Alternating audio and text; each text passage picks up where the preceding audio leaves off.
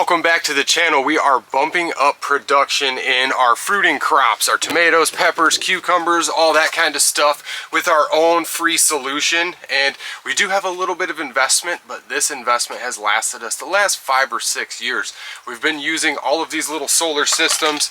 This one was pretty darn cheap. I think it was under $40 for a nice little system. I'm going to show everybody what we're doing today. But before that, if that sounds interesting to you, please consider subscribing to the channel. That's pretty much all we do here. So let's jump right into this. We grow so many crops for our farmers market, and we do a lot of one crop. We might do a bunch of different varieties of that crop, but we still have a monoculture going on in most of our annual garden. We do a lot of permaculture stuff, but taking special care of your annual garden is a bit different. You're using a lot different compost. You are not composting wood chips because those wood chips take a long time to break down to a usable good ratio for those annual crops as opposed to those perennial crops, fruits, berries, trees. Those really like all of that woody, fungi dominated compost. We are talking about bacteria compost and doing compost tea. We have a little bit of comfrey also that we cut, and that is the main key. Getting calcium, getting potassium to those crops, because those crops I listed,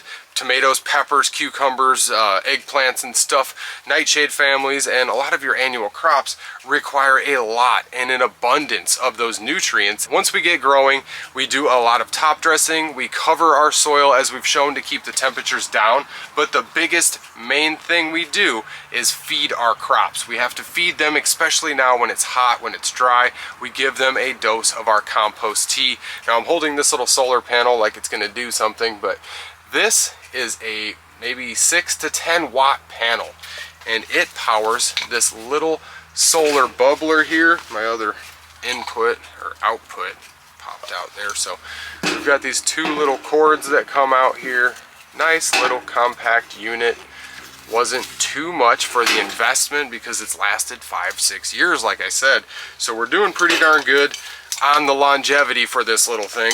And I'm going to drop a link to it. I'm just trying to get this whole cord. So we've got maybe 8 to 10 foot of cord, so we can get this from outside. We can either go into the ground if it's winter time, or we have the door wide open, so that's what we're going to do today. So I'm going to set this up, but first I want to show what we're doing and how we're doing it with the actual compost aspect and the comfrey going in. So we've got our comfrey, all the pretty flowers on there, and we've got our compost. I see some perlite in there, or vermiculite. That's because we compost all of our old pots too. All of the farmers market plants that don't sell and they age out, dry out, etc. We don't have room to plant them. We plant a ton of extra crops, and sometimes we just have to waste some. So I put them in our compost, and I showed that compost ring. It's very hot. It's sitting about 130 right now, 140. So it's in that hot active range. Everything is breaking everything down. When I stuck my hand in there, it was darn hot to grab this compost. So what I do to suspend these two materials up in the top layer of our soil of these two buckets here is put them in little mesh bags. So I have these two little drawstring bags, and these are actually newer ones. I have an old one that I can't find somewhere. So this holds whatever material you want to put in it. So we're going to take our comfrey, split the comfrey in half. I'm going to do a double batch here. I'm not going to do one or the other. I'm going to put both of them. So I just stuff this comfrey in this bag, stuff the comfrey in this bag, and then I'm going to just take a nice pinched handful of compost. We got a few tomato leaves in there, not going to hurt anything. So we're just going to take this, set it right on our comfrey, and it's not really falling out of the bag. I'm going to take this, pull the drawstring closed here, and then I have myself a nice little cord to keep it from actually sinking to the bottom, because all this stuff will want to sink eventually. Why I put it in a bag as opposed to just chucking everything in and have an agitator?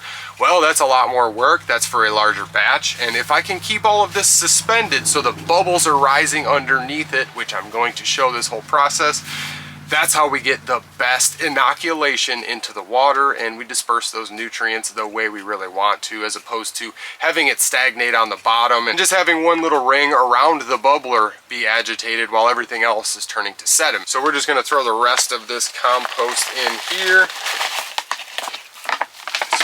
nice heavy bag of compost there. We're gonna take the same way, throw it in this bucket, pull the drawstring. So now we have our 2 buckets with our compost tea, and this was rainwater. I actually had this in our rain barrel out back, saved the free water, and returning it right to the soil. So what we're gonna do is take our solar panel here. It has a spot that we can click into, screw into. There's a couple different ways to hook this up. I'm just going to lay it down. Got this simple little solar attachment and it screws on. So we're going to take it, plug it right in here, screw that sucker on, get it nice and tight because it has an O-ring in there to keep it waterproof. So now we are hooked up to our actual bubbler here. So now that our bubbler is all hooked up, it's actually starting to make a little bit of noise with the very minimal sunlight we're getting through the shade cloth and 2 layers of greenhouse poly. So I'm going to set this down and we're going to go ahead. I have this old air stone from a fish tank or something like that I found. So I'm going to drop that in. As long as that reaches the bottom, which I can hear it tapping on the bottom there. So yet another form of an air stone. So the air blows in and it transfers all to the whole bottom of this. So I'm going to have to raise my little bubbler up in the air a little bit here. So I just had to raise my bubbler up so I can actually reach the bottom. Now, I already see some bubbles coming up from that there. I've already got minimal bubbles. I'm gonna head out and set up this solar panel. Dad, I was like this. Dad, I was like...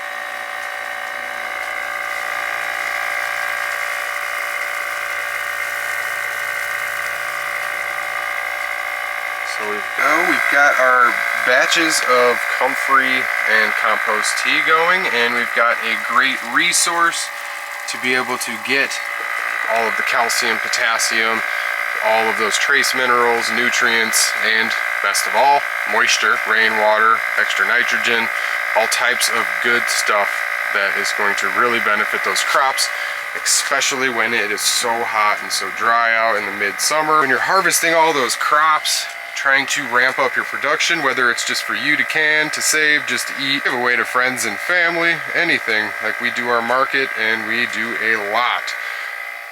And the comfrey compost tea is great to keep all of the plants that are in pots nice and healthy because it has so many nutrients. We can just water from the bottom.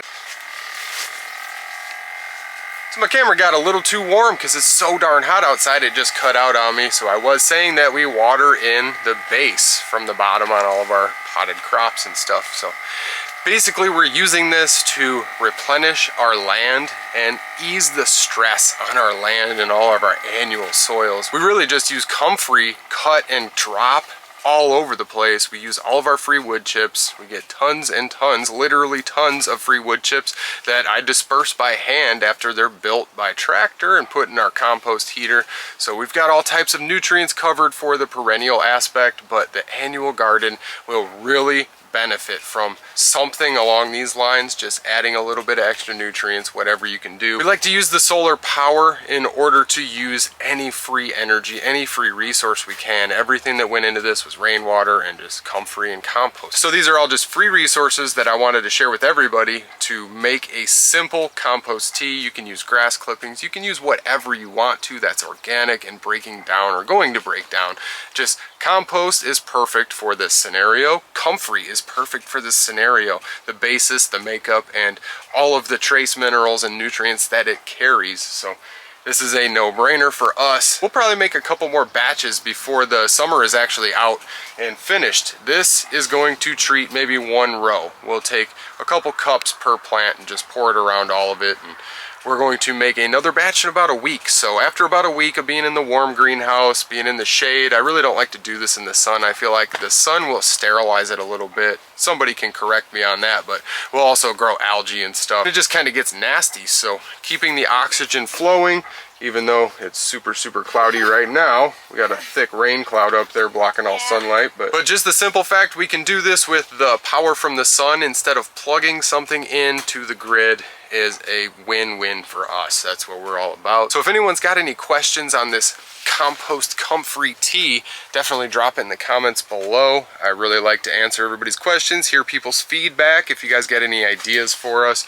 So me and my son are gonna continue working here. He helped me put this compost tea together and he'll help me disperse it. So I'd like to thank my subscribers and I will see you guys next time. Bye.